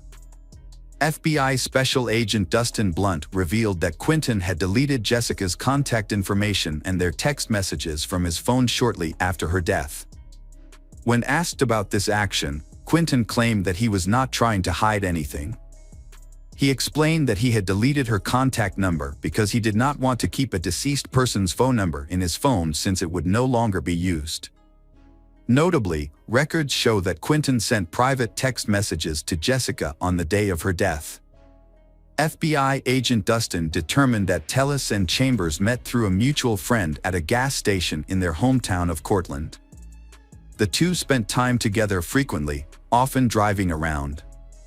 Notably, Quentin lived with his mother in a trailer near the convenience store where Jessica was last seen before her murder. Notably, his DNA was found on Jessica's keys, and cell phone records confirmed his presence at the location on the night of the murder. Quentin, who maintained his innocence throughout the trial, was told by defense attorney Darla Palmer, who advised the jury to reject the cell phone location evidence, that it did not prove Quentin and Jessica were in the same place at the same time. Quentin repeatedly proclaimed his innocence to police. Even when threatened with the death penalty, he told police that he was telling the truth and was incapable of harming anyone. His family believes that police unfairly targeted Quentin due to the highly publicized racial tensions surrounding the case. To determine whether Jessica's murder was related to other recent fires in the area, police looked into possible connections to fires in Mississippi, Louisiana, and Alabama. However, no connection was found. Despite this, the investigation has yet to produce conclusive evidence about a motive. Police said they have pursued several theories but have made little progress. Typically, identifying a suspect in a homicide is a relatively quick process, as law enforcement often relies on witnesses and informants on the street for leads. In this case, despite extensive community cooperation, DNA collection, and polygraph testing, no arrests have been made. Quentin Tellis' 2017 trial ended in a retrial. By the time the retrial began in 2018, Quentin was facing new investigations in Louisiana. He was being investigated for possible involvement in the death of student Ming Chin Xia, as well as for using stolen bank cards. In May 2019, Quentin was formally charged with second-degree murder in connection with the death of Ming Chin Xia. Sherry Flowers testified at the second trial that she picked up a hitchhiker the night of the incident. However, she did not recognize Quentin in court and admitted that she did not know the man she picked up. According to Sherry, a man flagged her down, and she stopped. She agreed to give the man a ride, describing him as a thin to medium-sized African-American man in his 20s. This description did not match Quentin, who was 26 at the time and 5 feet 9 inches. When asked why she did not contact the police in the first place, Flowers explained that she could not remember the incident and did not think it was related to the case. Prosecutors claimed that giving a hitchhiker a ride gave Quentin the opportunity to return to Jessica's car and set it on fire. However, the defense disputed the timing of the trip, arguing that the driver, Sherry, was unsure of the exact time she picked up the hitchhiker, only remembering that she had picked someone up. During the investigation, Jessica's car keys were found in a ditch 2 days after her death, near the location where the hitchhiker was picked up. The defense objected to admitting the keys into evidence, arguing that it was impossible to prove where the keys had been before they were discovered. During Quentin Tellis' retrial, the jury visited the crime scene and heard additional testimony. The second trial was extremely emotional. Witnesses broke down on the stand, and spectators wept as pictures of the young woman, Jessica Chambers' burned stomach and face, were shown. Despite a second trial, the jury was unable to reach a verdict, deadlocked for the second time in 2 years on the question of Quentin Tellis' guilt in the arson of Jessica Chambers and her car. Although the suspect has been tried twice, no verdict has been reached and the case remains officially unsolved. Online police continue to search social media for any clues that may have been overlooked. Jessica Chambers' death initially attracted significant media attention. Over time, as media interest waned, the story attracted the attention of internet police around the world. One aspect of the case that remains widely discussed is what happened to Jessica between the time she left home and her death. On the night of the incident, Jessica left home at 5 p.m. and told her mother that she was going to a nearby gas station. Surveillance footage from the gas station shows Jessica visiting the station twice. The footage shows Jessica filling up, then walking toward the store and waving to someone off camera before approaching them. The identity of the person Jessica waved to on the day of her death remains the subject of much speculation. A personal tragedy becomes a public spectacle when it evokes widespread compassion and support. The Justice for Jessica Facebook memorial page, run by Jessica's half-sister, is a prime example. The page brought together people from around the world who were moved by the tragic story of a young woman burned alive. As a result, Jessica's family and friends received an outpouring of support in the form of letters, words of encouragement, and donations. People also donated gifts and books in her name. A memorial quilt was made of bright pink patches with a zebra print, along with her photo and her birth and death dates. The quilt was particularly notable because it was made by well-wishers from all over the world. One mysterious detail about the quilt was a square stitched with the phrase "secret group," a phrase whose meaning remains unknown to this day. No one has yet been held accountable for Jessica's tragic death. Quentin Tellis, a 29-year-old man already serving time for another crime, remains a suspect, but justice for Jessica has yet to be served. Sadly, Jessica's mother, Lisa, passed away on October 29, 2021, at the age of 52, without being able to see justice for her daughter. The possibility of a third trial in Jessica's case, which involved the horrific act of being burned alive, remains uncertain. Hi everyone, thanks for returning. Let's unravel another perplexing mystery. The case of Courtney Holden. Courtney Holden was born on February 28, 1992. When she was 2 years old, she was sent to an orphanage. Life there was not happy, not only for Courtney but for all the other children. Every day at the orphanage began with a prayer. Children of all ages prayed to the Almighty to give them a family and a happy life. Finally, Courtney's dream came true when she was adopted by the Holden family. Courtney arrived in Spokane at the age of 4 and began living in the Holden family home with Joshua and some other foster children. However, instead of finding a loving family as she had hoped, her life here was worse than at the orphanage. What Courtney experienced at the Holden home could only be described as a real nightmare. From a young age, she was forced to do all the housework. She had to clean the whole house and wash the dishes after every meal for the entire family. If she made a mistake, she was punished. Surprisingly, the Holden family treated the other foster children better. No one understood why they disliked her so much.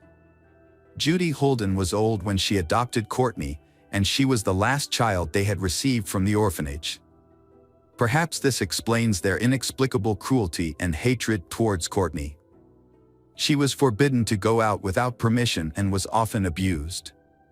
Visitors to the house often heard Judy and Joshua calling Courtney Cinderella, as if she were in a fairy tale, but in reality, she was more like a slave to her cruel stepmother and siblings. Courtney was very sensitive and had become accustomed to a difficult life with the Holden family. She feared her foster mother and felt terrified just seeing her brother Joshua. He did not allow her to communicate with her friends. She was not allowed to use a cell phone or other modern devices. She was only allowed to leave the house when necessary and always had to ask for permission. She only enjoyed fresh air and chatted with her neighbors when she was alone in the backyard. However, she became accustomed to this life and did not feel bitter. She still respected her adoptive parents because they were the only family she knew, and she had no concept of a normal family. Courtney experienced a period of freedom when Joshua, due to conflicts with their parents, moved in with his sister for an extended time. For Courtney, this was the happiest period of her life. She finally experienced the freedom she had always longed for, allowing her to go out, walk around, and meet friends. After finishing school, Courtney fell in love for the first time. Michael was an ideal partner. She felt the care and attention from him that she had never received from anyone else. Every time she met Michael, Courtney felt extremely happy. Their relationship lasted until 2011, when they had a son. Michael was eager for Courtney to move in with him to create a complete family. However, for unknown reasons, Courtney refused this offer. She continued to live in a Holden household, which she did not like, and ended her relationship with Michael. After the Holden family went through many changes, their home became deserted. The adopted children grew up and left, and John Holden, Courtney's adoptive father, was passed away. For a while, Courtney lived with her adoptive mother, Judy, and sometimes her son Joshua was allowed to visit with Judy's permission. Their life was quite peaceful when Joshua, Courtney's brother, was away. However, after their father died in 2014, Joshua returned and began causing trouble for the family.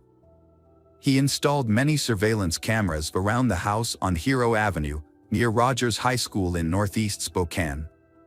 Signs that said, "Smile, you're being watched," were placed all over the yard, with cameras pointing in many directions. This made Courtney nervous because she knew that going out would get her in trouble with Joshua. Courtney's life once again became difficult and uncertain. Around 2015, Courtney revealed to a neighbor that she was again deprived of her right to use a cell phone, manage her social media accounts, communicate with people outside the family, drive, or leave the house without Joshua's permission.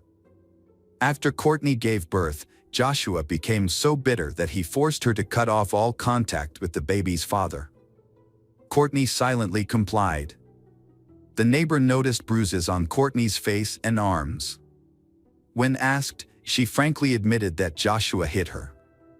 They were worried and did not understand why Courtney would endure such abuse. They tried to help her by reporting it to the police, but the Holden family always tried to suppress the matter. This was partly because Courtney never publicly admitted that she was being threatened by her brother. Eventually, Courtney was forbidden to talk to neighbors and was only allowed to go out at night. She silently complied. Courtney knew Joshua better than anyone. He was a large, overweight man with considerable strength and was often abusive. Friends of Joshua described him as paranoid, ruthless, and unpredictable. He had bragged in public about his ability to easily end a life and dispose of a body without difficulty. He had a notable criminal record. In 2005, he was charged with assault and harassment, but due to lack of evidence and the victim's unwillingness to cooperate with the police, he was released. He was also suspected of assaulting and sexually abusing a woman in 2003 when the perpetrator could not be identified. In 2006, Joshua was arrested for domestic violence against his mother and burglary. These incidents forced him to flee his parents' home for several years. After returning, Joshua became more violent. He kept complete control over Courtney. She largely cut off contact with her friends, saying she was afraid to go out for fear that Joshua would find out and make things worse. A friend kept in touch with Courtney every day on Facebook until Joshua found out. In her last message, nearly 2 years ago, Courtney said, "I have to go. Joshua is coming home soon." After that, her account has since been permanently deleted. Those who know the Holdens say the family's relationship is unusual. They are surprised that Courtney's child calls Judy mom and Joshua dad, while only calling his biological mother by her first name. This has led some to suspect that Joshua may be the child's biological father. Neighbors and acquaintances have criticized the Holdens' odd lifestyle and antisocial behavior, and have tried to stay away from the house. In August 2018, after an argument, Courtney tried to leave the house with a suitcase of belongings. Her mother, Judy, yelled at her to go home, but Courtney refused. Joshua forcibly took Courtney back into the house. Judy closed the door, and Courtney was unable to escape. This was the last time the neighbors, and perhaps anyone outside the family, saw Courtney. After that, she lived a life of isolation from the outside world. It took nearly 2 years for people to start worrying about her disappearance. In October 2019, Michael expressed concern about not seeing her for nearly 2 years. He wanted to see the child, so he reported Courtney missing to the police on October 24th. The police went to search Holden's house and were surprised to find Courtney was not there. Joshua and Judy refused to cooperate. Judy only allowed the police to look through Courtney's room and then told them to leave. A search dog was used but found nothing. The Holdens claimed that Courtney had abandoned her child and run away. However, they could not explain who was withdrawing Courtney's Social Security benefits and using her electronic food stamps. On the day the police searched the house, Judy and Joshua withdrew the remaining $600 from Courtney's bank account. The next day, a woman claiming to be Courtney called the National Crime Information Center, saying she was safe and did not want to be searched. Police traced the call and found that the woman was Courtney's half-sister. Joshua and Judy later gave conflicting explanations for Courtney's disappearance. They said she ran away with a truck driver and then with a secret lover. Courtney's absence, along with the changing accounts of those who lived with her, made it clear that the Holdens were hiding something. In late October 2019, Joshua and Judy Holden abruptly left Spokane, leading detectives to suspect they were involved in Courtney's disappearance. They were found in Texas, at the home of one of Judy's adopted daughters. Authorities were able to charge them with withholding Courtney's welfare and identity theft, leading to their arrest in Texas. In early October, the Spokane Police Department wanted to check on Courtney's status. The case quickly became a missing persons investigation, which was assigned to Major Crimes Detective Randy Lesser. Courtney was officially declared missing. Alerts were sent to all states, and the media picked up the story, triggering a widespread search. When police and detectives went to check on her home, Joshua and Judy Holden have continued to refuse to cooperate with the investigation. Beside that, Randy told the vet he was worried Courtney might be dead and mentioned he was particularly concerned about Joshua's history of violence. Joshua had been charged with assault in the past, but the case was dismissed when the victim stopped cooperating with prosecutors. Investigators are now gathering DNA evidence and court records from that case, which show Joshua was also suspected in another attack in 2003. Neighbors and family described Joshua as mentally unstable, cruel, and diagnosed with paranoid schizophrenia. One neighbor revealed that Joshua was unemployed and that Judy feared him. The neighbor said Joshua and Judy often bragged about how they had eluded the police. Joshua also claimed that killing and hiding a body was easy. Especially when you have kids, you can't just disappear, said Detective Randy. Courtney was also described in court records as a devoted mother who never abandoned her children. For more than 18 months, Courtney was confined to her home and was not allowed to leave. Joshua and Judy gave neighbors and relatives various excuses for her absence, from traveling with her truck driver boyfriend to running away with her fiancé. At one point, they said she was home but not available to receive visitors. When Randy visited their home in early October, Judy claimed that Courtney had just returned home a few days earlier and was taking a walk with her son. However, when asked for her phone number, Judy slammed the door. The police then forced her to let them in to check Courtney's room. According to Randy, Judy appeared very nervous about the situation. According to Randy's court records, the house was extremely messy with items piled everywhere, including on the kitchen counter. Courtney's room was also in disarray, with an empty mattress. Randy commented that it appeared that no one lived there. At one point, Judy panicked. When Randy asked to check the rest of the house for Courtney's child, Judy ordered the investigators to leave. Later that day, a neighbor informed Randy that they had seen Joshua, Judy, and one of Courtney's sisters leave in a truck, along with a child. Detective Randy also became suspicious that Courtney, who suffered from a chronic illness, had not seen a doctor since October 2017. She received her last prescription in July 2017, although she had been taking her medication for months before she disappeared. Despite gaps in her medical records, money continued to be withdrawn from Courtney's bank account each month, and her EBT card was used to purchase groceries. Surveillance footage confirmed Joshua and Judy shopping with a small child. They was also caught on camera withdrawing the remaining money from Courtney's bank account on the day she was declared missing in early October.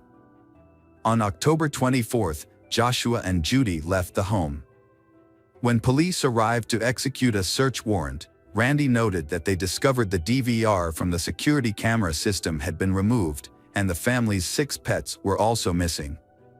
By mid-November, Joshua and Judy's cell phone numbers had been canceled. However, that same day, 2 new phone numbers with Texas area codes were activated on their accounts. About a month after the Holdens moved out, a neighbor called the police to report activity at the house. It was actually one of Judy's daughters and her husband, who had flown in from Texas to check on the property. They said they hadn't seen Courtney in 2 years and that Judy was retired. However, there were inconsistencies in their information. The man told the police that Joshua and Judy had a child, while Judy's daughter insisted that the child was Courtney's. In mid-December, Randy traveled to Texas to look for Joshua and Judy. Police found them at Judy's daughter's house, along with Courtney's son. Joshua and Judy Holden were arrested on multiple charges: identity theft, interference with child custody, unauthorized use of Courtney's bank account, and concealment of her child. The child was found safe and returned to his father. No other family members have been charged with any crime. Police searched Judy's home in Spokane with a search dog but found no trace of Courtney. A search of a home in Texas also turned up nothing. Police also searched a car and trailer belonging to Judy at an RV park in Oklahoma. Joshua, 40, and Judy, 74, are currently in custody in Texas and have refused to answer police questions. They also refused to be extradited to Spokane. With insufficient evidence to prove their involvement in Courtney's disappearance, it is likely that Joshua and Judy will be released. This is perhaps one of the most mysterious disappearances ever. I have 4 notebooks full of different information, Randy said of the month-long investigation. Judy and Joshua continue to maintain that they had nothing to do with Courtney's disappearance, while police believe she is likely dead but have unfortunately not been able to prove it. Domestic violence experts point to a number of factors as to why cases like Courtney's are not always reported. One is the societal assumption that someone else will take care of it. According to Morgan Kern, Director of Counseling and Outreach at the YWCA, fear of retaliation can also be a factor. And people sometimes view it as a family issue, something to be dealt with at home. Although Judy and Joshua have been accused of multiple acts, they have not been charged directly in Courtney's disappearance. However, many still suspect they knew what happened. Joshua not only had a history of aggression but had also claimed to be capable of killing and hiding a body from the police. Investigators believe Courtney is dead, but no suspects have been arrested in the case. To summarize today's story, it is sad that Courtney was victimized by the Holden family. This young woman longed for a loving family but did not have the courage to defend herself. She believed that the people who abused and exploited her were still family. But does a real family need to make you defend yourself like that?